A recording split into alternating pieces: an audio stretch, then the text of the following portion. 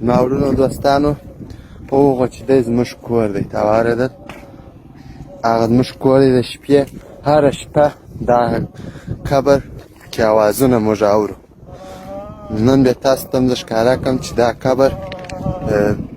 کې هر ورځ داسې اوازونه وي دا دی استغفرالله استغفرالله لا اله الا الله محمد رسول الله داسې ویني چې دلته داسې اوازونه د دې قبر څخه موږ اورو هر ورځ هره شپه موږ دا اوازونه اورو دا هدیره ده او تاسو ته ما خپل کور هم ورښکاره کړي واورېدل دا دی هر ورځ موږ دا اوازونه د دا قبر څخه اورو